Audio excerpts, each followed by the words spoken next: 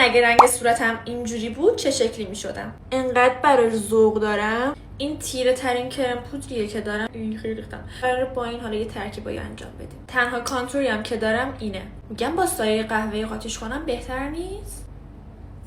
بچه اصلا تاثیر نداشت، باید یه فکر دیگه بکنم. خیال به همین روش ادامه میدیم.